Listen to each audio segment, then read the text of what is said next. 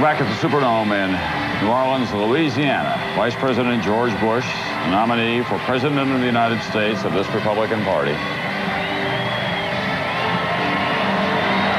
stands before this vast hall, no doubt thinking back on his many years in public service, a long life of really exceptional American achievement.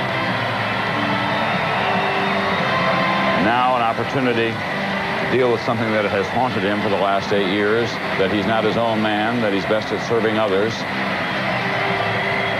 But this party now belongs to George Bush, and this campaign will star the Vice President. He will set the tone and share his vision tonight. Let's go to the floor. Lisa Myers. Thanks, Tom. I'm down here with the Assistant Republican Leader of the United States, Senator Alan Simpson. Senator, you know Dan Quayle very well. You said you weren't at all surprised by his speech tonight. How much trouble do you think he is in at this point? Let me tell you, when everybody strands out of town and goes home, starts paying attention to the real world, this will end. This guy's run twice for the U.S. House and twice for the U.S. Senate, and this issue came up each time, and he batted it right back over the fence. People got a little too much time on their hands, and about 3/4 of the guys asking that question have never worn the armed services uniform of this country. That's a tedious thing to watch. It really is. You were complaining today about pontifical powder puffs. I did say that. And it's really a troublesome thing to see an issue like that rise when a man joins the National Guard, when there's only 28 million veterans in the whole United States, and they're a proud lot, and he's one of them. Thank you very much, Senator. And now let's go to Chris Wallace. He's going, I don't want to do it while he's... No, Chris, we're here on the floor with Lee Atwater, the Vice President's campaign manager. Lee, after all the hard work, all the months, what does a night like this mean to you? This is great. This is really great. You know, the last 2 times I was here working with Ronald Reagan, and this is a real passing of the baton tonight. I was down under the podium with the Vice President watching Senator Quayle, and I must say the Vice President thought he did a terrific job.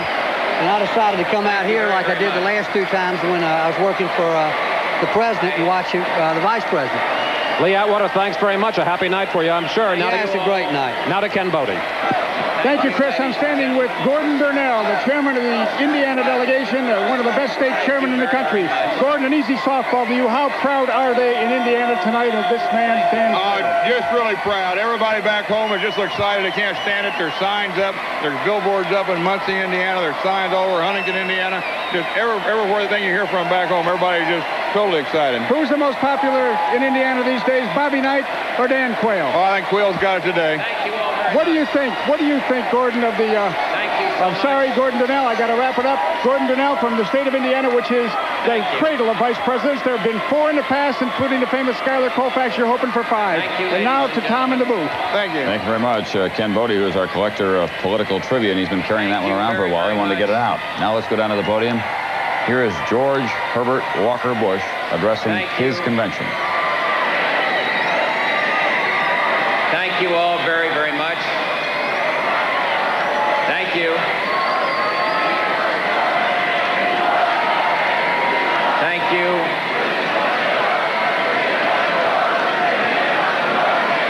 Thank you, ladies and gentlemen. Thank you very, very much. I have many friends to thank tonight. I thank the voters who supported me. I thank the gallant men who entered the contest for this presidency this year and who've honored me with their support. And for their kind and stirring words, I thank Governor Tom Kean of New Jersey, Senator Phil Gramm of Texas, President Gerald Ford, and my friend, President Ronald Reagan.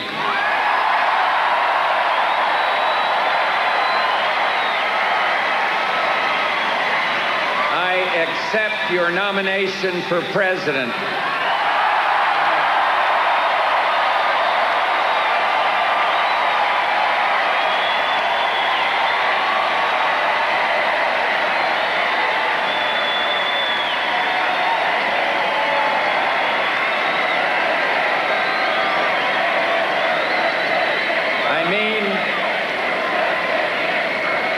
mean to run hard, to fight hard, to stand on the issues, and I mean to win. There are a lot of great stories in politics about the underdog winning, and this is going to be one of them.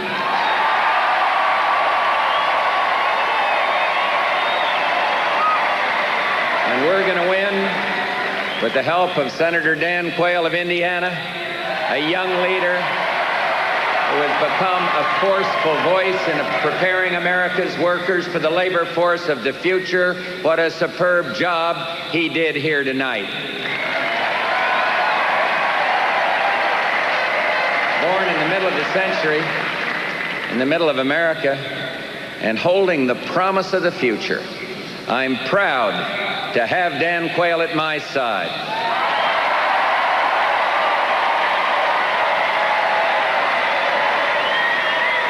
Many of you have asked, when will this campaign really begin?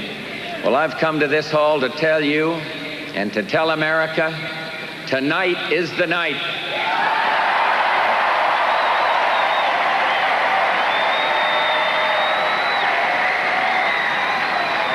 For 7.5 years, I've helped the president conduct the most difficult job on earth.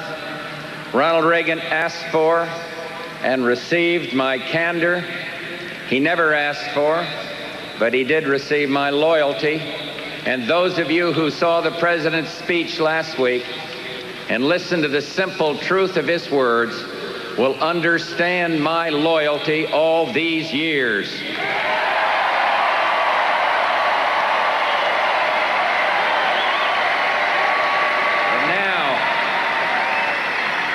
Now you must see me for what I am, the Republican candidate for President of the United States.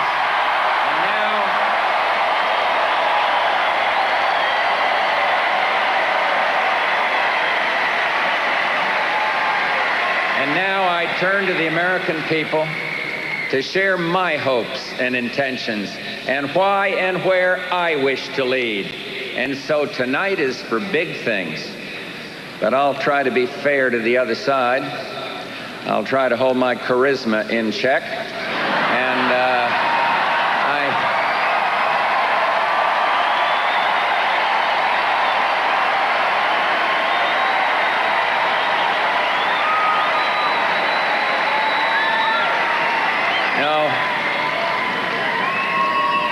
I reject the temptation to engage in personal references. My approach this evening is, as Sergeant Joe Friday used to say, just the facts, ma'am. And after all,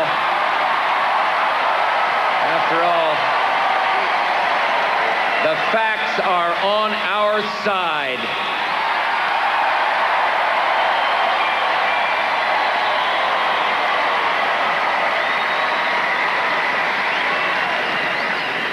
I seek the presidency for a single purpose.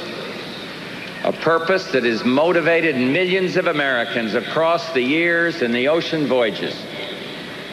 I seek the presidency to build a better America. It's that simple and that big. I'm a man who sees life in terms of missions, missions defined, and missions completed. And when I was a torpedo bomber pilot, they defined the mission for us. And before we took off, we all understood that no matter what, you try to reach the target. And there have been other missions for me, Congress and China, the CIA. But I'm here tonight, and I am your candidate because the most important work of my life is to complete the mission that we started in 1980.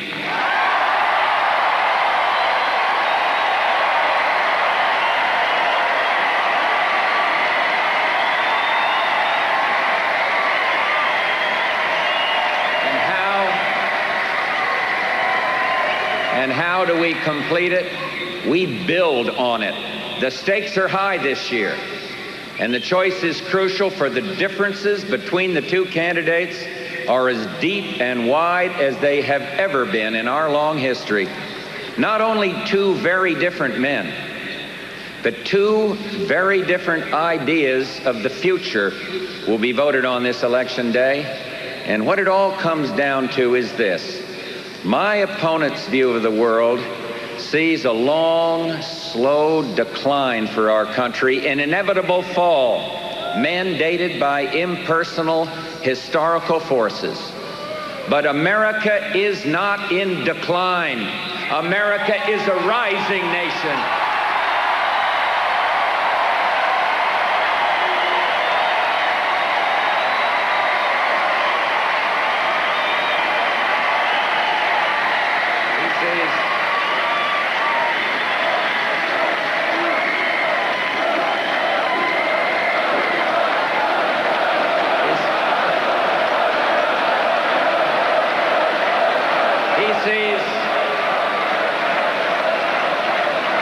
He sees America as another pleasant country on the UN roll call, somewhere between Albania and Zimbabwe. And I see America as the leader, a unique nation with a special role in the world. And this has been called the American century because in it, we were the dominant force for good in the world. We saved Europe, cured polio, went to the moon, and lit the world with our culture. And now we're on the verge of a new century. And what country's name will it bear? I say it will be another American century.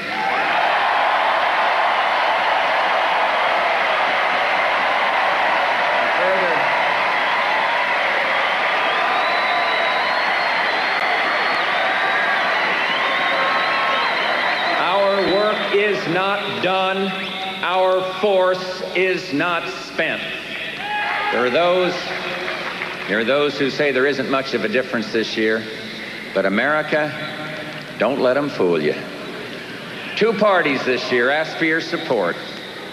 Both will speak of growth and peace, but only one has proved it can deliver.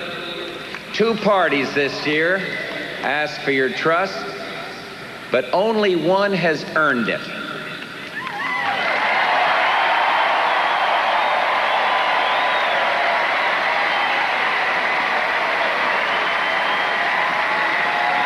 Eight years ago, I stood here with Ronald Reagan, and we promised together to break with the past and return America to her greatness.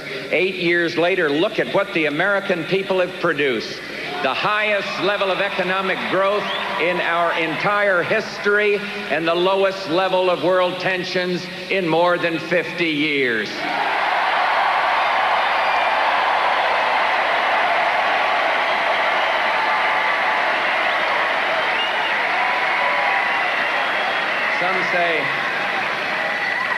Some say this isn't an election about ideology, that it's an election about competence. Well, it's nice of them to want to play on our field,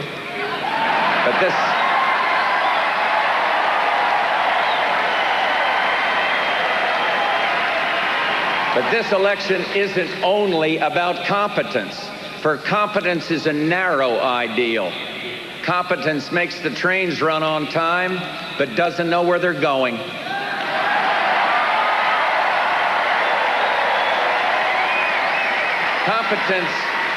Competence is the creed of the technocrat who makes sure the gears mesh, but doesn't for a second understand the magic of the machine. The truth is this election is about the beliefs we share, the values that we honor, and the principles that we hold dear.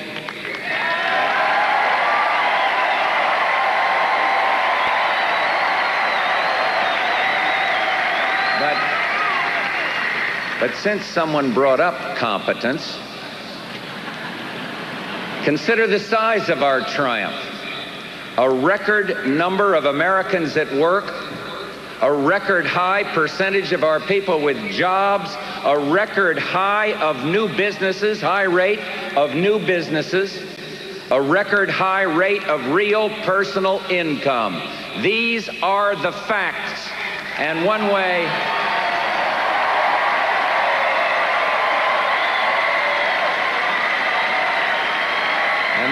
you know our opponents know the facts is that to attack our record, they have to misrepresent it.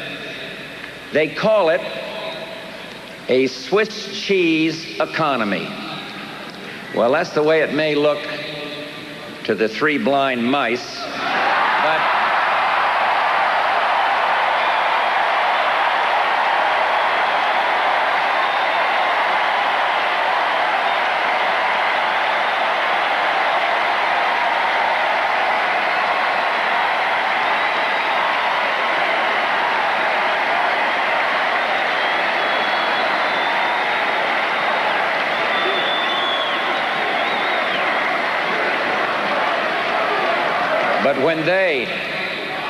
when they were in charge, it was all holes and no cheese.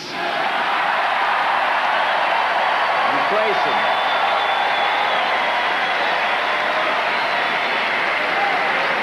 You know the litany. Inflation was 13% when we came in. We got it down to 4%. Interest rates were more than 21. We cut them in half. Unemployment was up and climbing, and now it's the lowest in 14 years. My friends, 8 years ago, this economy was flat on its back, intensive care.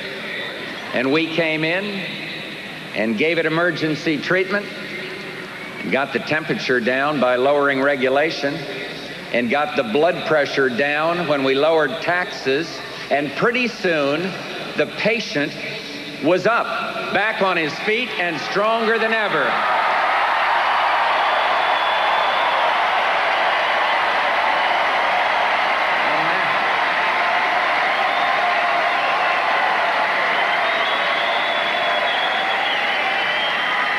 And now, who do we hear knocking on the door but the same doctors who made him sick, and they're telling us to put them in charge of the case again? My friends, they're lucky we don't hit them with a malpractice suit.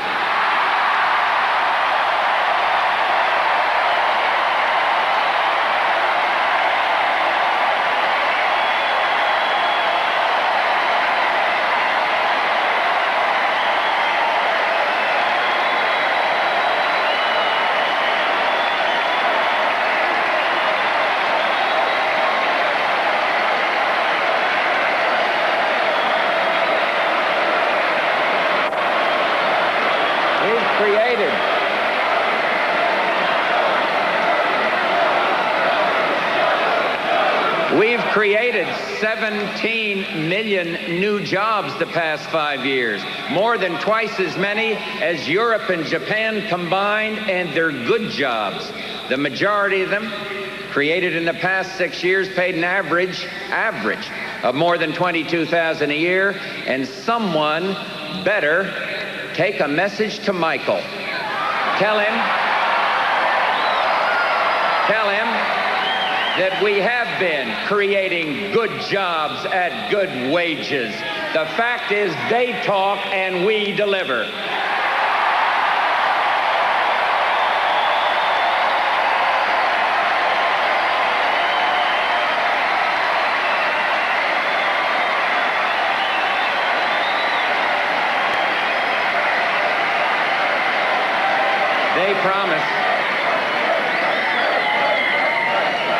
They promise and we perform, and there are millions of young Americans in their 20s who barely remember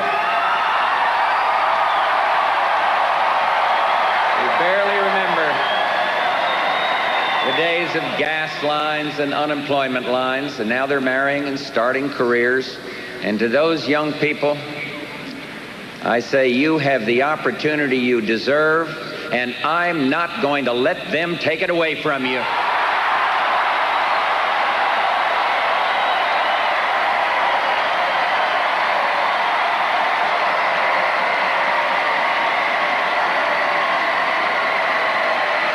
Believe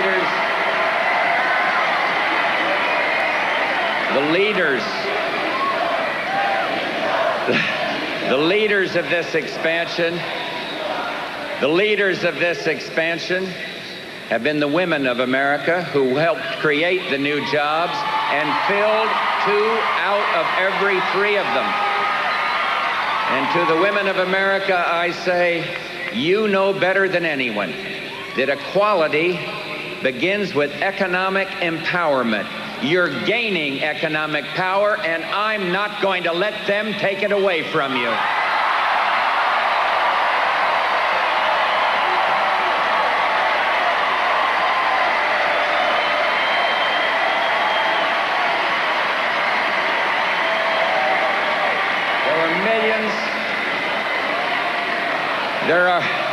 There are millions of Americans who were brutalized by inflation.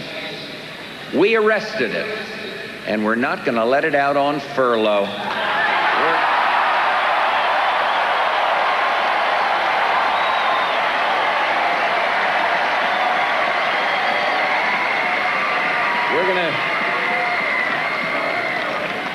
We're going to keep that Social Security Trust Fund sound and out of reach of the big spenders.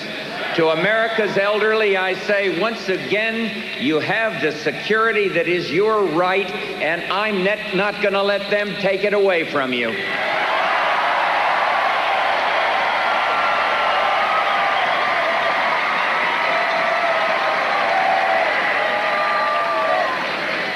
I know the liberal Democrats are worried about the economy. They're worried it's going to remain strong. And they're right. It is.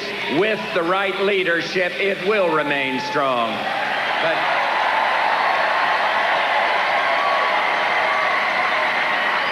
let's be frank. Things aren't perfect in this country. There are people who haven't tasted the fruits of the expansion. I've talked to farmers about the bills they can't pay, and I've been to the factories that feel the strain of change, and I've seen the urban children who play amidst the shattered glass and the shattered lives, and there are the homeless. And you know, it doesn't do any good to debate endlessly which policy mistake of the 70s is responsive. They're there, and we have to help them. But what we must remember, if we're to be responsible and compassionate, is that economic growth is the key to our endeavors. I want growth that stays, that broadens, that touches, finally, all Americans, from the hollows of Kentucky to the sunlit streets of Denver, from the suburbs of Chicago to the broad avenues of New York, and from the oil fields of Oklahoma to the farms of the Great Plains. And can we do it? Of course we can. We know how. We've done it. And if we continue to grow at our current rate, we will be able to produce 30 million jobs in the next 8 years. And we will do it by maintaining our commitment to free and fair trade, by keeping government spending down, and by keeping taxes down.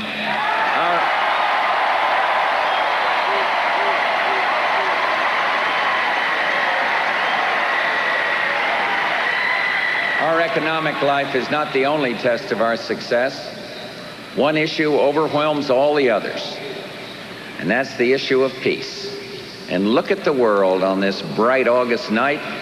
The spirit of democracy is sweeping the Pacific Rim. China feels the winds of change. New democracies assert themselves in South America, and one by one, the unfree places fall, not to the force of arms, but to the force of an idea. Freedom works. And we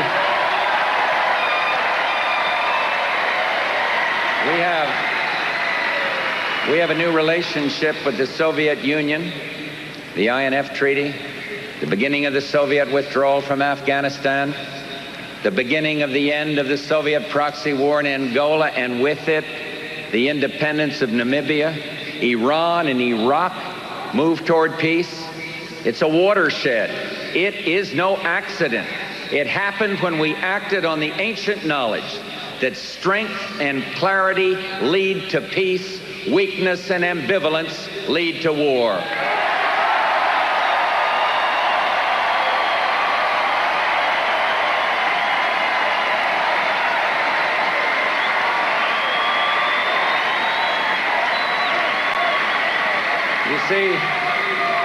You see, weakness tempts aggressors.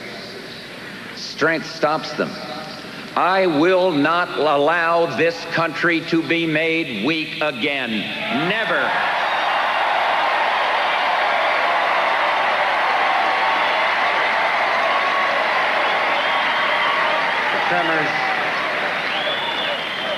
The tremors in the Soviet world continue. The hard earth there has not yet settled. Perhaps what is happening will change our world forever, and perhaps not. A prudent skepticism is in order, and so is hope. But either way, we're in an unprecedented position to change the nature of our relationship, not by preemptive concession, but by keeping our strength. Not by yielding up defense systems with nothing won in return, but by hard, cool engagement in the tug and pull of diplomacy.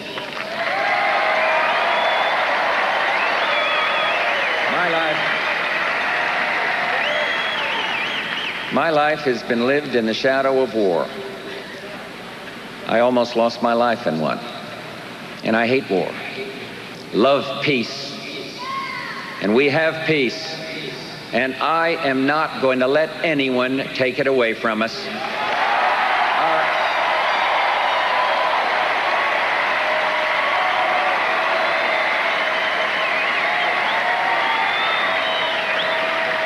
Our economy is strong, but not invulnerable, and the peace is broad, but can be broken. And now we must decide. We will surely have change this year, but will it be change that moves us forward or change that risks retreat? In 1940, when I was barely more than a boy, Franklin Roosevelt said we shouldn't change horses in midstream. My friends, these days, the world moves even more quickly. And now, after 2 great terms, a switch will be made. But when you have to change horses in midstream, doesn't it make sense to switch to one who's going the same way?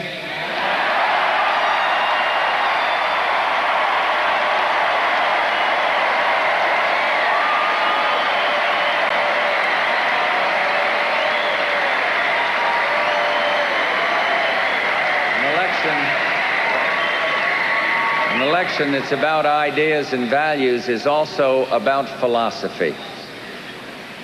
And I have one. At the bright center is the individual. And radiating out from him or her is the family, the essential unit of closeness and of love.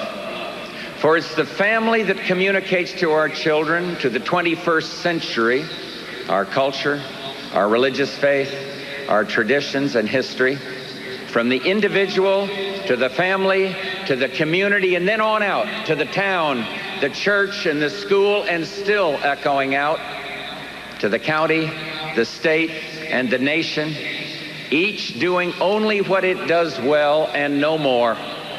And I believe that power must always be kept close to the individual, close to the hands that raise the family and run the home.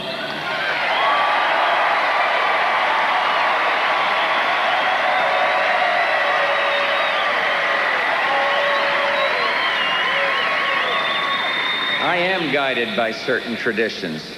One is that there's a God and he is good, and his love, while free, has a self-imposed cost. We must be good to one another. I believe in another tradition that is by now embedded in the national soul. It's that learning is good in and of itself. You know, the mothers of the Jewish ghettos of the East would pour honey on a book so the children would know that learning is sweet. And the parents who settled hungry Kansas would take their children in from the fields when a teacher came. That is our history. And there's another tradition, and that's the idea of community, a beautiful word with a big meaning. Though liberal Democrats have an odd view of it, they see community as a limited cluster of interest groups locked in odd conformity. And in this view, the country waits passive while Washington sets the rules. But that's not what community means, not to me. For we're a nation of community, of thousands and tens of thousands of ethnic, religious, social, business, labor union, neighborhood, regional, and other organizations, all of them varied, voluntary, and unique.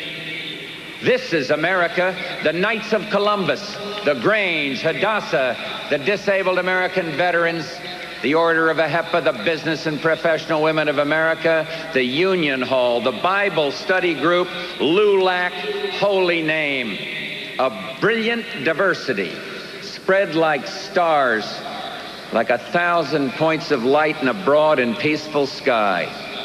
Does government have a place? Yes. Government is part of the nation of communities, not the whole, just a part. And I don't hate government. A government that remembers that the people are its master is a good and needed thing. And I respect old-fashioned common sense.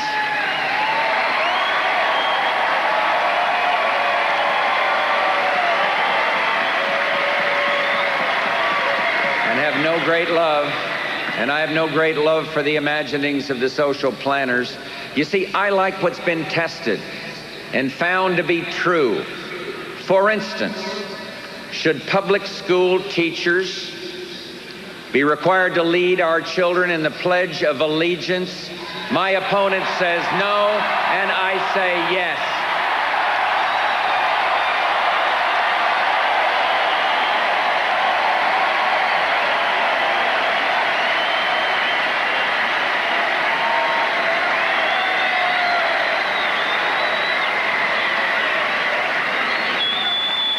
Should society be allowed to impose the death penalty on those who commit crimes of extraordinary cruelty and violence? My opponent says no, but I say yes.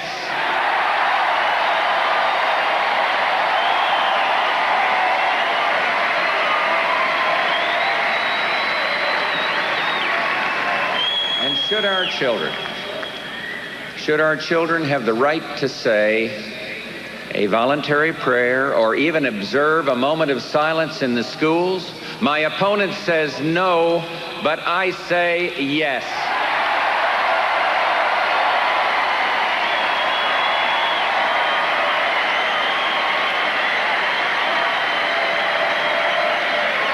And should free men and women have a right to own a gun to protect their home? My opponent says no, but I say yes.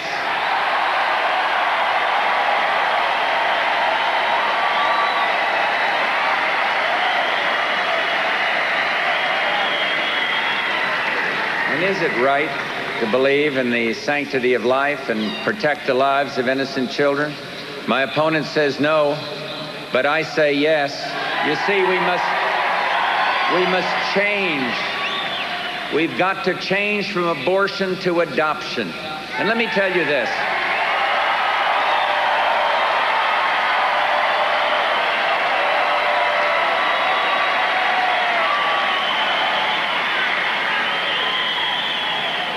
Barbara and I have an adopted granddaughter. And the day of her christening, we wept with joy. I thank God that her parents chose life.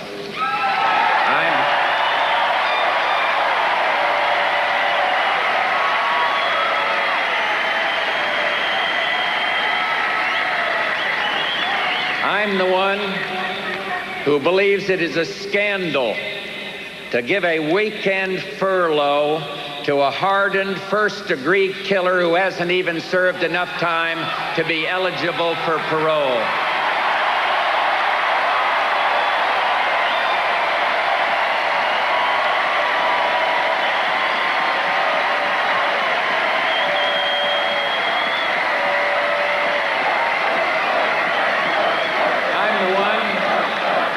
I'm the one who says a drug dealer who is responsible for the death of a policeman should be subject to capital punishment.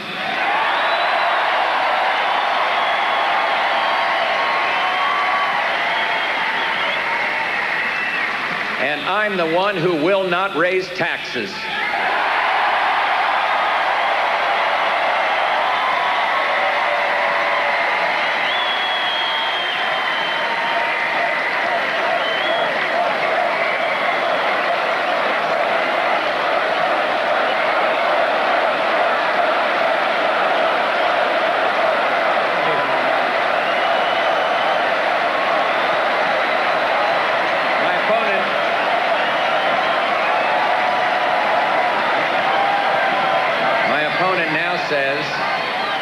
My opponent now says he'll raise them as a last resort or a third resort.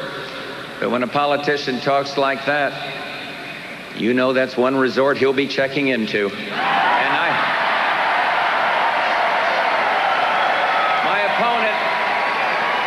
my opponent won't rule out raising taxes, but I will, and the Congress will push me to raise taxes, and I'll say no. And they'll push, and I'll say no. And they'll push again, and I'll say to them, read my lips. No new taxes.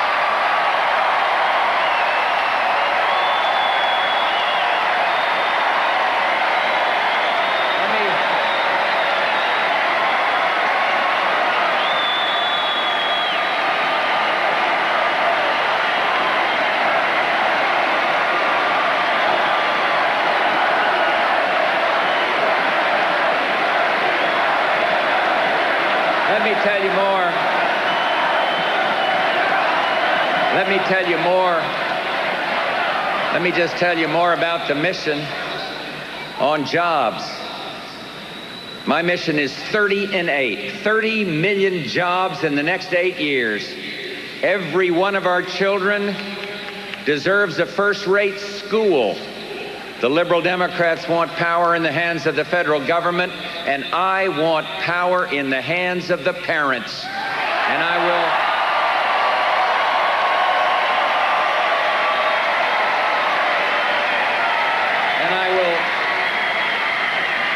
will encourage merit schools. I will give more kids a head start, and I'll make it easier to save for college. I want a drug-free America, and this will not be easy to achieve.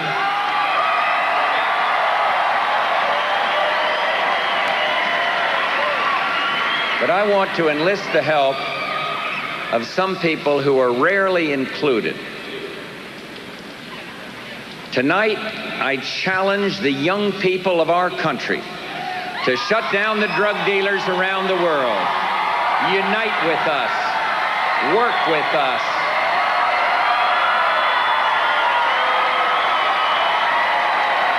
Zero tolerance.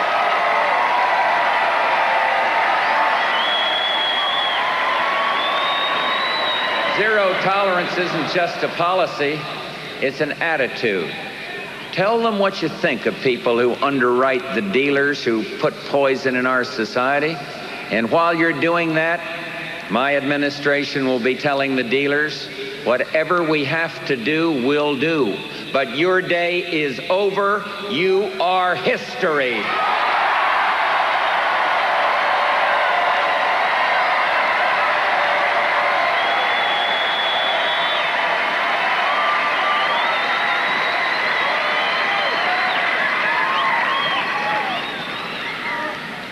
I'm going to do whatever it takes to make sure the disabled are included in the mainstream. For too long, they've been left out, but they're not going to be left out anymore.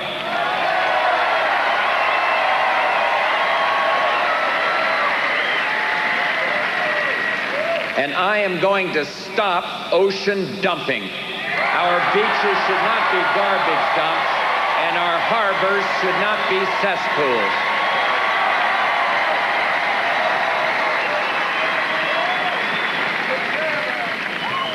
And I'm going to have the FBI trace the medical wastes, and we're going to punish the people who dump those infected needles into our oceans, lakes, and rivers.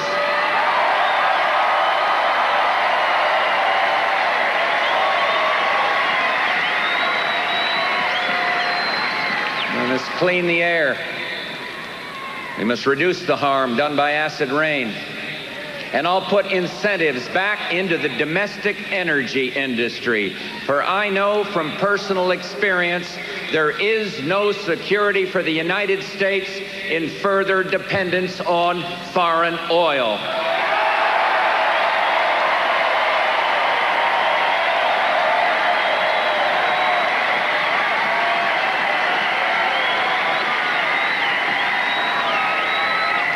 In foreign affairs, I'll continue our policy of peace through strength.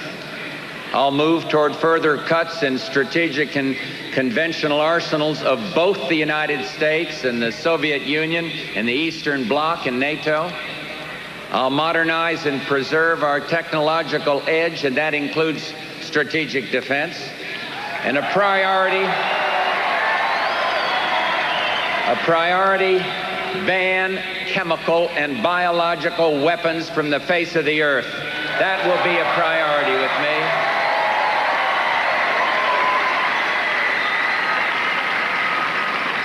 And I intend to speak for freedom, stand for freedom, be a patient friend to anyone, East or West, who will fight for freedom.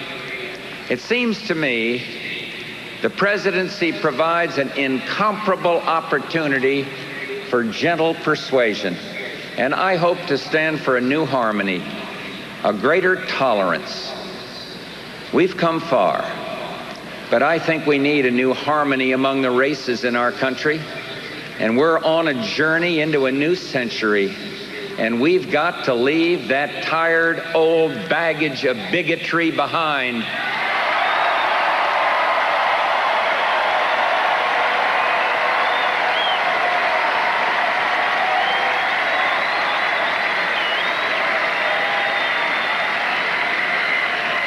Some people who are enjoying our prosperity have forgotten what it's for. But they diminish our triumph when they act as if wealth is an end in itself. And there are those who've dropped their standards along the ways, as if ethics were too heavy, and slowed their rise to the top. There's graft in City Hall, and there's greed on Wall Street. There's influence peddling in Washington, and the small corruptions of everyday ambition. But you see, I believe public service is honorable. And every time I hear that someone has breached the public trust, it breaks my heart. And I wonder sometimes if we've forgotten who we are. That we're the people who sundered a nation rather than allow a sin called slavery. And we're the people who rose from the ghettos and the deserts, and we weren't saints, but we lived by standards. We celebrated the individual, but we weren't self-centered. We were practical, but we didn't live only for material things. We believed in getting ahead, but blind ambition wasn't our way. The fact is, prosperity has a purpose. It's to allow us to pursue the better angels, to give us time to think and grow. Prosperity with a purpose means taking your idealism and making it concrete by certain acts of goodness. It means helping a child from an unhappy home learn how to read. And I thank my wife, Barbara, for all her work in helping people to read, in all her work for literacy in this country.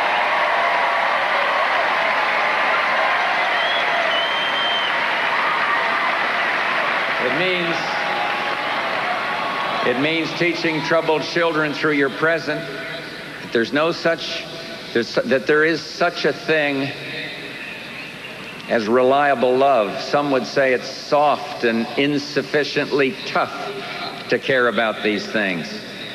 But where is it written that we must act if we do not care, as if we're not moved? Well, I am moved. I want a kinder and gentler nation. 2 men this year asked for your support, and you must know us. As for me, I've held high office and done the work of democracy day by day. Yes, my parents were prosperous, and their children sure were lucky. But there were lessons we had to learn about life. John Kennedy discovered poverty when he campaigned in West Virginia. There were children who had no milk. And young Teddy Roosevelt met the new America when he roamed the immigrant streets of New York. And I learned a few things about life in a place called Texas. And when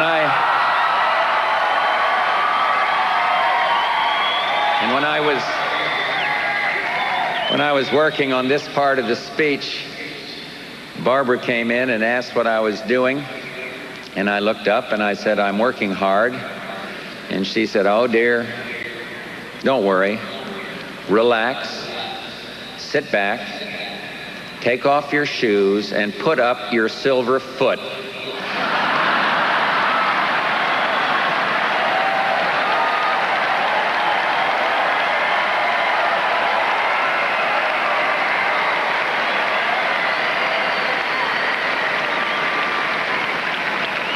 We moved to West Texas 40 years ago. 40 years ago this year, and the war was over. We wanted to get out and make it on our own, and those were exciting days. We lived in a little shotgun house, 1 room for the 3 of us, worked in the oil business, and then started my own.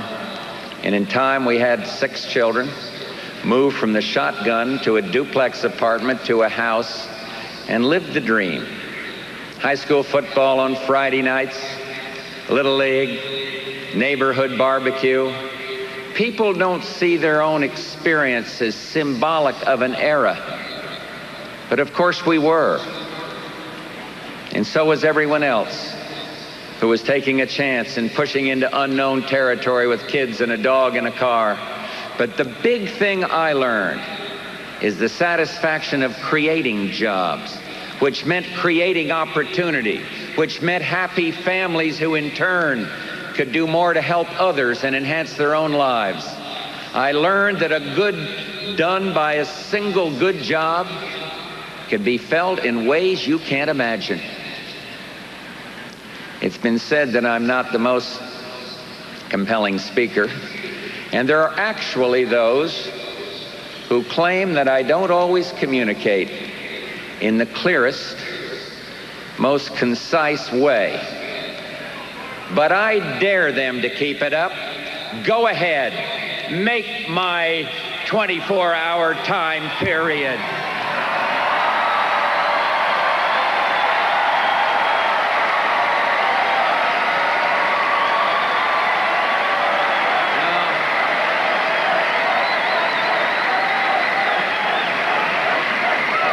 Now,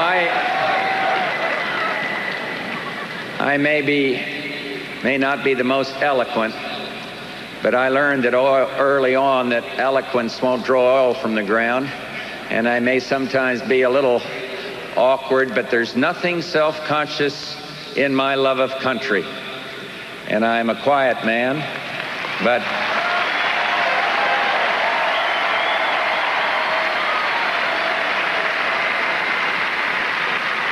I'm a quiet man, but I hear the quiet people others don't. The ones who raise the family, pay the taxes, meet the mortgage. And I hear them, and I am moved, and their concerns are mine. A president must be many things. He must be a shrewd protector of America's interest, and he must be an idealist who leads those who move for a freer and more democratic planet. And he must see to it that government intrudes as little as possible in the lives of the people, and yet remember that it is right and proper that a nation's leader take an interest in the nation's character. And he must be able to define and lead a mission. For 7.5 years, I've worked with a great president. I've seen what crosses that big desk. I've seen the unexpected crisis that arrives in a cable in a young aide's hand. And I've seen the problems that simmer on for decades and suddenly demand resolution. And I've seen modest decisions made with anguish and crucial decisions made with dispatch. And so I know that what it all comes down to this election, what it all comes down to after all the shouting and the tears, is the man at the desk. And who should sit at that desk? My friends, I am that man.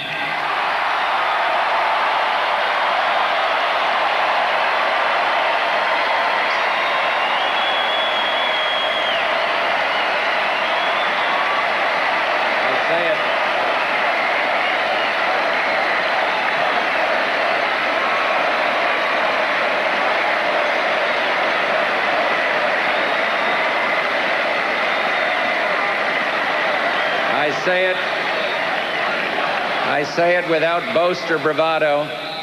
I fought for my country. I've served, I've built, and I'll go from the hills to the hollows, from the cities to the suburbs, to the loneliest town on the quietest street, to take our message of hope and growth for every American, to every American. I will keep America moving forward, always forward, for a better America, for an endless, enduring dream and 1,000 points of light.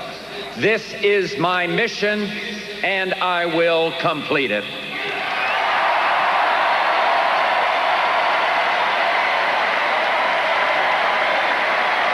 Thank you.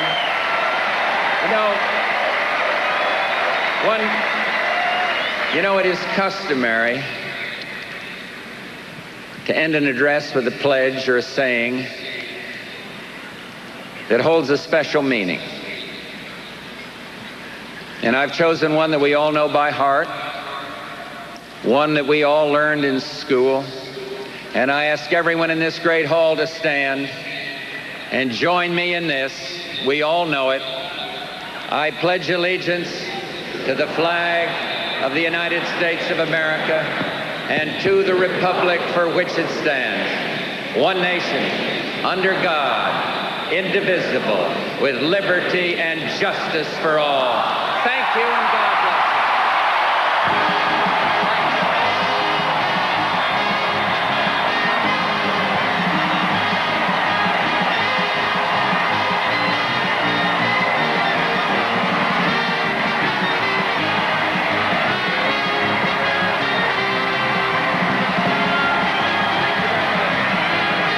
George Bush, tonight accepting the nomination for President of the United States, portraying himself during the course of the speech as the guy next door, with your values of hard work, family, sensitive about greed, sensitive about the homeless, sensitive about the need to do better for women economically, but tough on crime, for guns,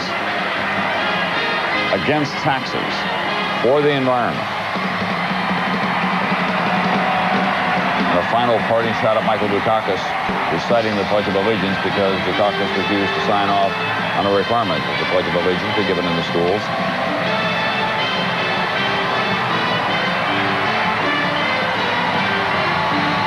Some touching, self-deprecating moments along the way. Some worked, some didn't. Made fun of his charisma. Talked about his silver foot, which of course was in a line from Ann Richards when she was a keynote in Atlanta. And emphasized again and again and again, as they have all this week, the facts of the Reagan record, as they like to refer to them. John Chancellor, what in that speech do you think would touch the hearts and the voting lovers of blue-collar Democrats around the country who had voted for Ronald Reagan the last couple of times? Well, it's interesting, Tom. I think he did a very good job toward the end when he talked about the role of government and the role of the president, and it was a beautifully delivered line when he said, "My friends, I am that man." I thought that was splendid. On the other hand, when he talked about education, he got no applause from this crowd. When he talked about acid rain, he got no applause. And he gave a little moral lecture about greed and about ambition and letting it go too far. He got no applause at all in that particular section. I think that it's a little off the mark as a targeted address to the blue-collar Democrats who voted for Ronald Reagan. But I thought it was a splendid piece of work, Tom. Well written and well delivered. I agree. We've seen 2 instances now of the tops of these tickets, Mike Dukakis and George Bush, stepping up, doing what they had to do. There was, as you might expect, absolutely no mention of the deficit, speaking of facts. That's right. That's their due, is it not? I guess. He did have a terrific line in terms of a counterattack on the Democrats who've been referring to this as a Swiss cheese economy. A lot of people are left out, they think, so they say it's a Swiss cheese economy with a lot of holes.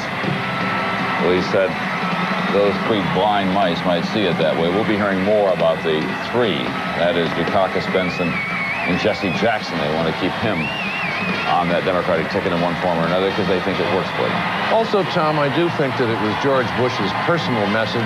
He mentioned Ronald Reagan 3 times in the first minute or so, and that was it. No further mention of the president. Very much George Bush's speech, very much George Bush's evening. I'm proud to have Dan Quayle at my side after this dust-up of the last 24 hours, which we'll probably have another chapter of that tomorrow when they go on to Indiana. Let's go down to Lisa Myers now and see what the reaction on the floor is, although I suspect, Lisa, that you're not finding many contrary views. Agreed? Agreed. Tom, I'm with Nick Brady, George Bush's close friend and confidant, and the incoming Secretary of the Treasury. Nick, you've been through a lot with George Bush, personally and politically. You must be thrilled to see him do so well tonight. Well, I am, Lisa, but this is the George Bush we've all known. You saw a man tonight pouring out his soul, telling this country the things that he thought were important, he believed in, and he wanted to get done. This is the George Bush all of us have known for so long. It was a great thrill and a great speech. His son, George Jr., said to me moments ago that this was the best speech his dad ever delivered. You agree? I agree completely. I don't know how it could be any better. This was a man who had a mission for a country, said what it was, said it with conviction, and he really did it. Thank you, Nick Brady. Now let's go back to Tom in the booth. We're a